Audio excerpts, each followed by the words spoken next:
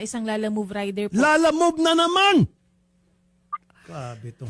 Wala nang kadala-dala itong Lalamove. Oh, ito lahat ng mga Lalamove rider, kung ako sa inyo, medyo lipat-lipat muna kayo pag may time dahil meron akong gagawing hakbang na bibigyan koleksyon ito may-ari ng Lalamove. Tawagan ng DICT, ipa-down ko kayo itong apps ng Lalamove kasi walang kadala-dala. Buti pa yung mga iba pag nireklamo, Grab, Joyride, pupunta sa hearing yan. Itong Lalamove, hindi pumupunta to. Tigas ulo. DICT. Okay. Mamaya kausapin natin si Atty. Garrett. Atty. Carlo Murcia, Director 2, DICT. Magandang hapon po, Atty. Carlo.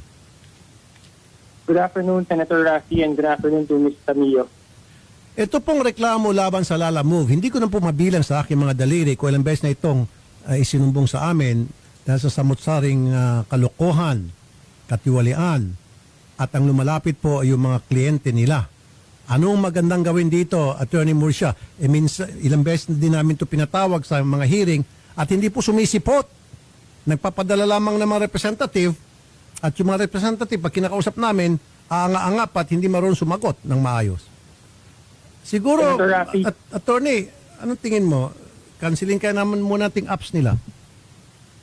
Senator Rafi, unahin po natin, sa DICT po nagre-rehistro ang ating mga operator tulad ng Lalamove. Mhm. So, according po sa Department Circular HRA 005 Series of 2025, Mhm. ang attributable acts po ng mga rider na nagre-represent po sa Lalamove ay offense committed by the operator themselves. Yun. Patay, tumbok.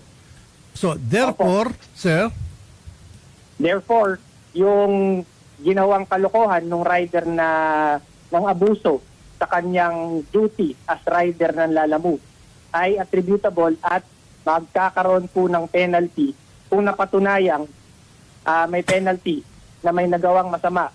Ang Lalamove po ang sasagot po nun. o paano sir kung paulit-ulit na lang, hindi na di ko na mabilang kung 7, 6, 8, 10, 11, 12. Talagang dami sir. Sir, So, anong magandang action? Pagpaulit-ulit po yun, sir, papasok po yun sa Section 51. Grave offense po sa sir. Okay. Grave offense, gross neglect of duty resulting in damage to or pecuniary loss suffered by the mailing public. Sa nabanggit nga po ni Ms. Tamillo, ito pong pinadala niya ay may pecuniary value.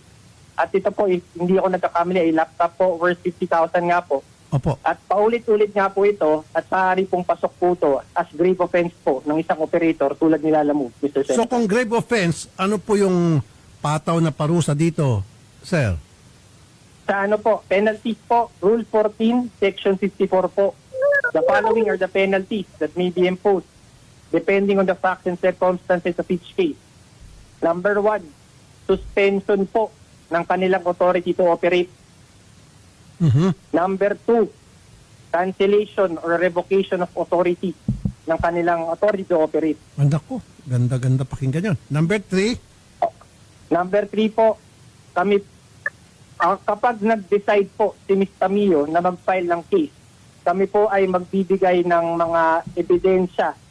Based din po sa ibibigay niya sa aming reklamo, stop po kami to prosecute for the offense, whether civil or criminal po. Tutulong po kami. ako nang bala sa laptop niyo, ma'am. Sagutin ko na yun. Kung talagang nagmamatigas to na mo, gusto ko makancel na lang. Tingnan mo, okay ba sa iyon? Mananawagan ulit ako sa mga Taga-Lalamove riders na mababait. Siyempre, hindi naman sila lahat salbahe. May mababait pa rin dyan. Lipat-lipat na kung may time. Ngayon pa lamang. Kasi talagang blacklisted na ito sa amin, itong Lalamove. Sandali lamang po, attorney ha.